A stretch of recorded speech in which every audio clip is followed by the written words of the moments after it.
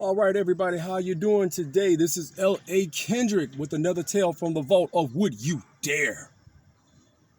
Remember, like, share, comment, and subscribe. I am a published writer, comic book guy, got comic books out there, children's novel and adult sci-fi, and fitness tips when they're needed. Okay, so let's get right into it.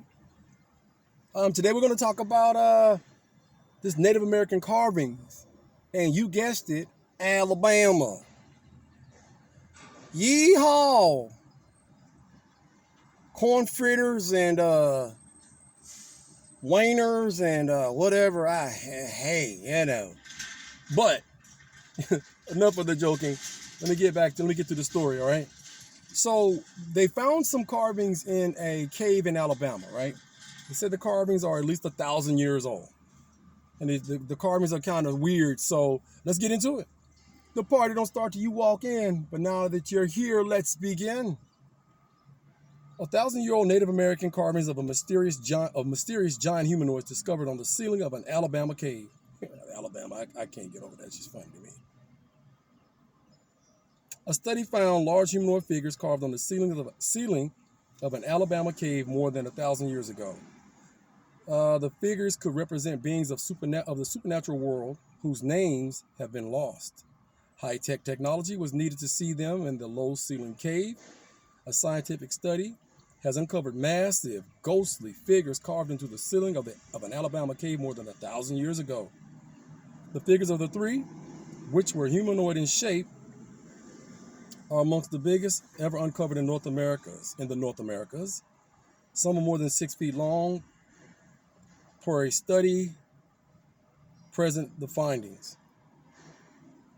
Okay, known as glyphs, the unique carvings sculpted in soft mud on the cave ceiling could provide clues to the traditions of Native American peoples of this southeastern U.S. It says of this southeastern U.S.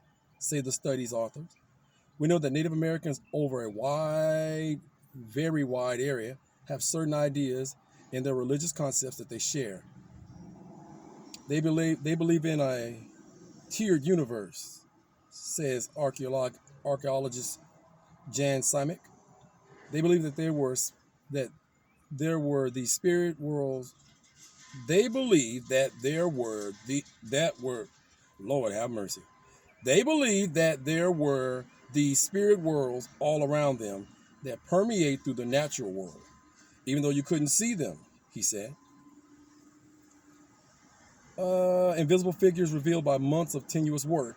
The project was decades in the making for the paper's author, archaeologist Jan Simic, and photographers Alvarez and Alan Kressler.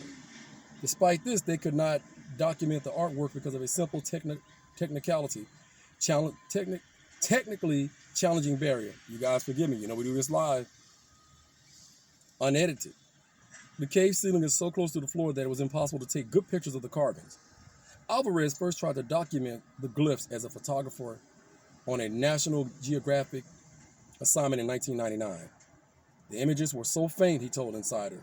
I feel like there are stories that get entrusted to me, said Alvarez.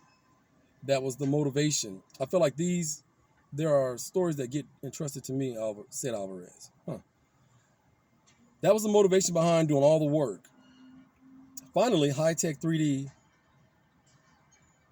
photometry or photogrammetry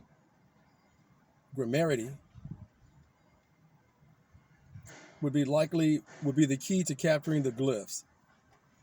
It can read the minute variation in light between two images, taken a few inches apart, to draw precise 3D models of objects. It's still a grueling month-long task to capture more than 16,000 pictures that very slightly overlap to map out the entire cave ceiling. It took like years for my knees to recover. It's just kneeling and stooping for hours and hours and hours and days and days and days on end, Alvarez said. Finally able to digitally lower the cave floor, they first glimpsed the enormous humanoid glyphs. And they got pictures here. Try to show those. The glyphs portray what archaeologists call anthropomorphs. Anthropomorphs. Figures that could either be represent humans in costumes and masks or humanoid spirits, Simek said.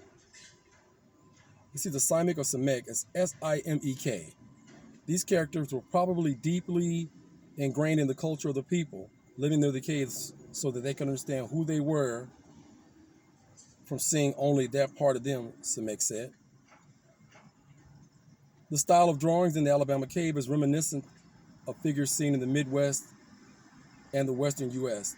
They are very large with square shoulders, ghost-like, with headgear and elaborate clothing, and directly face the viewer.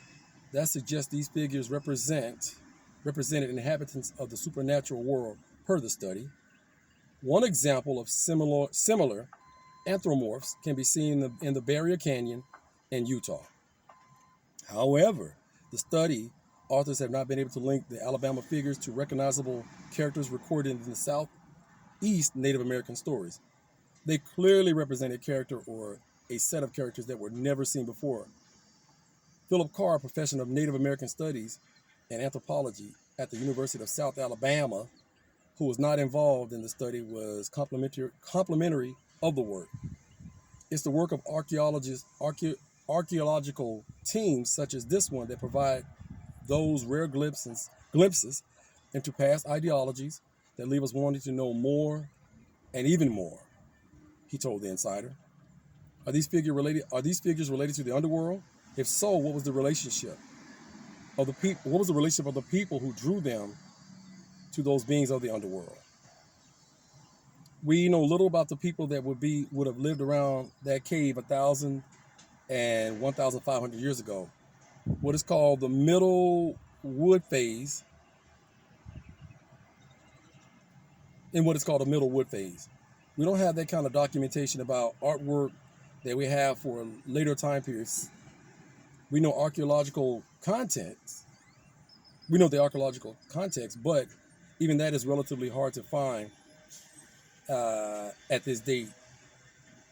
The findings are relevant to present-day Native American communities, which see these traditions as part of their heritage. Their descendants are the native people of the Southeast that were in the region when Europeans arrived. The Cherokees, the Creeks, the Muskogee people, Choctaw, and Chickasaw, he said. These people and their culture are vibrant and alive. Europeans moved them out of the Southwest forcibly. Oh, there that is. To Oklahoma, to reservations that were not their homeland, but they still maintained their connectivity, he said. Archaeology is not always about the dead, Simek said, and that is the end of the article. Yeah, I remember they moved them out of that area because they did that at the Trail of Tears back home in my state, my home state, and we have the Trail of Tears, and it is it's pretty messed up, man. Like, crazy. So let me try to show a quick picture of it, of what they uncovered. Okay, you may not be able to see these images very well, but these are the images that they are looking at on the ceilings. And yeah, you got that. There's that. So yeah, the article is out there. So you guys check it out, man. Here we go with the supernatural. Learning more things about different cultures that were here long before colonizers. And the supernatural realm, man, it is something, I think we've all felt something that we can't quite put our finger on at one time or another. It is what it is. And I think this is amazing to see stuff like this and traditions unfold. And I often wonder how many of these, how many civilizations are buried in the deserts of Africa and like this, Egypt and things like that. How many cities are buried? Because I've been told there's a lot of cities that have, empires that have risen and then fallen, risen and fallen. And it's been, throughout the time man has walked the earth. So that's really interesting. What do you guys think? Would you dare want to be the one that discovered that? have your name in bright lights? Would you want to be the one? Would you dare want to be the one that was experiencing and seeing the things that they saw? Whichever group of Native Americans it was that saw these images that they put out there. Imagine that 1,000 to 1,500 years ago, writing tradition to be discovered in this day and time. Like I say, there's always something that makes you smile and makes you think beyond yourself. And that's what we do here on my channels. Not a big channel. And every time, like I say, you start talking about the good stuff, YouTube always crushes my viewer count. So you guys, please hit that like button. Please leave a comment, because I don't know what's going on with the loss of viewership. It's just crazy to me. I mean, like, 1 minute I got 40 to 50 people looking at what I'm doing or liking what I'm doing, and then I'm down to 5 or 6. So you guys, like I say, help out. All the support is needed. Again, this is just a small channel to make sure that I'm giving back to you guys. Got somewhere to Q&A, show your thoughts. And in closing, let's get up out of here because it's kind of warm out here, right? I don't know if you guys can hear the noise next door where they're doing all this extra building of a children's hospital. But make sure you check your houses. You check the dark recesses of your home. Check your closets. And if you happen to work late at night or early into the mornings when there's limited light and visibility, make sure you come outside and you're mindful of your surroundings. Check inside of your car. Check under your car, because you never know what's lurking in the dark to make you, waiting to make you a story. And this has been L.A.Kendrick with another tale from the vault of Would You Dare. You guys feel free to fill in the rest.